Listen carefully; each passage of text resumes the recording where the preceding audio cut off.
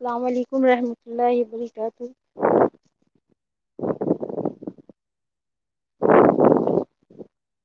جی وعلیکم السلام۔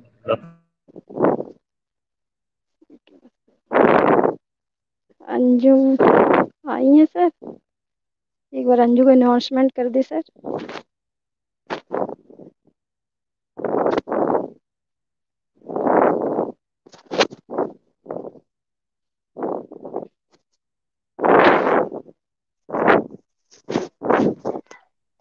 السلام پھر علیکم انجو ورحمۃ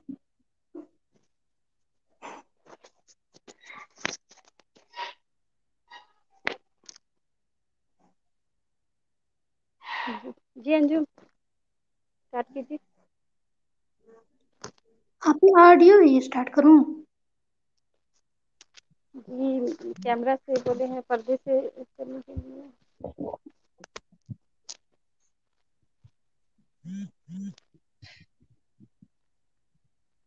جلدی کیجیے۔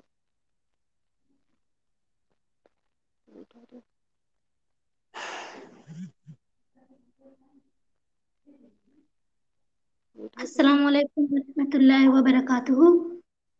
آپ ہی کیا بات ہے، کافی دنوں سے ملاقات نہیں ہو رہی ہے؟ جی ہاں، جی ہاں، وعلیکم السلام رحمۃ اللہ وبرکاتہ۔ میری بہن، وجہ کیا عرض کروں، پڑھنے لکھنے کا سلسلہ ساتھ لگا ہوا ہے، لیکن آپ کے خلافت معمول اس وقت یہاں کیسے؟ آپ کے پاس میرا حاضر ہونا کچھ مقاصد کا حاصل ہے۔ میرے چند سوالات ہیں جن کا 1857 کی جنگ آزادی ہے۔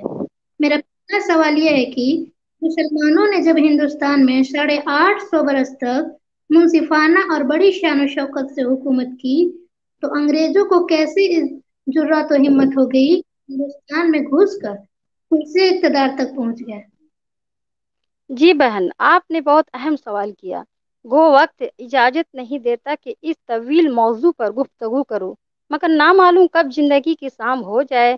دیکھیے، دور اقتدار مغلیہ حکومت کے تاجدار سلطان اورنگزیب عالمگیر تک مغلیہ حکومت مستحکم و مضبوط رہی۔ اسی وقت تک انگریزوں کی ہمت نہیں ہوئی کہ اس محب وطن ہندوستان کی طرف بدنیتی سے آنکھ اٹھا کر بھی دیکھے، مگر بدقسمتی سے ہندوستان کے عالمگیر وفات کے بعد مغلیہ حکومت بے جان ہو گئی تھی۔ چنانچہ 1608 میں برطانیہ سے انگریزوں کا ایک قافلہ ایسٹ انڈیا کمپنی کے نام سے تجارت کی گھر سے آیا تھا۔ جب ہندوستان میں قدم رکھا، کیا حکومت تو اس وقت اقتدار پر تھی، انگریز اپنے ناپاک عزائم اور مقاصد میں کیسے کامیاب ہو گیا؟ جی بہن، میں نے شروع میں کہا تھا کہ مغلیہ حکومت کمزور ہو گئی، لیکن انگریزوں کا پورا قافلہ بادشاہ کے پاس پہنچا اور درخواست کی کہ ہم برطانیہ سے تجارت کی غرض سے آئے ہیں۔ بادشاہ انگریزوں کی چال کو نہ سمجھ سکا اور تجارت کی اجازت دے کر کچھ علاقے میں انگریزوں کے نام دے کر اب انگریز نے نقاب اوڑھ کر اپنا اصلی چہرہ کھول کر اور آہستہ آہستہ اپنے زہریل اثرات اور بارودی داغ بیل پورے ہندوستان میں پھیلانی شروع کر دی۔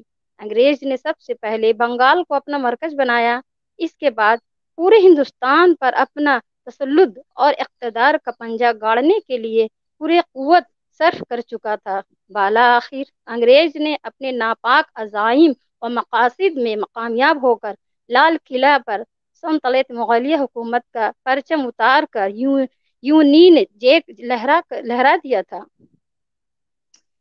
آپ ہی ایک بات تو بتائیے کہ جس وقت انگریزوں کا انڈیا پر مکمل قبضہ ہو گیا تھا اور پورے ملک کو غلام بنائے رکھنے کی کارروائی پوری ہو گئی تھی، تو کیا اس وقت ہندوستانیوں نے غلامی کی زندگی گزارنے کا فیصلہ کر لیا تھا یا کوئی اور تدبیر اختیار کی؟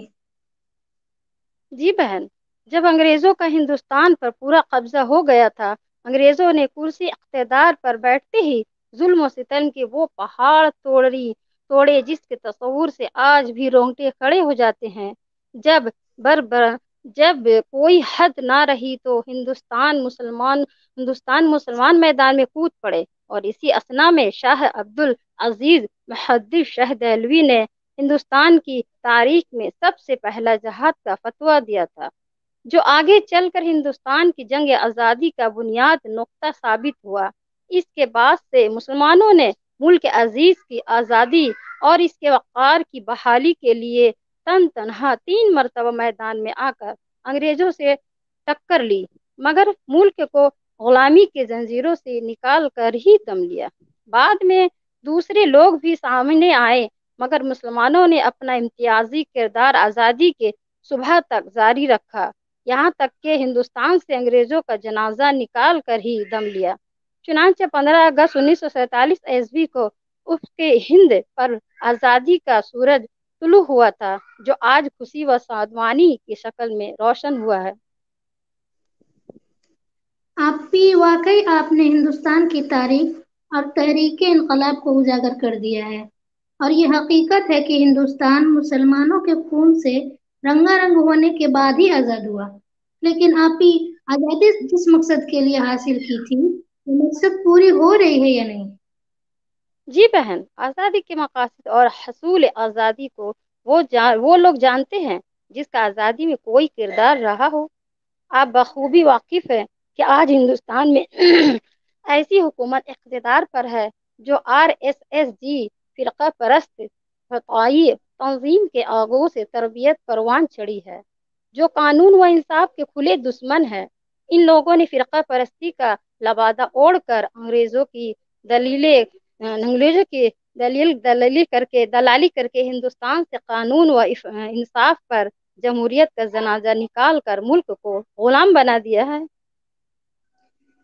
آپ ہی یہ تو بڑا سنگین مسئلہ ہو گیا کہ پہلے تو صدیوں کی قربانیوں کے بعد ہندوستان آزاد کرایا گیا، اور اب مسئلہ جمہوریت کی بحالی اور قانون و انصاف کا ہے۔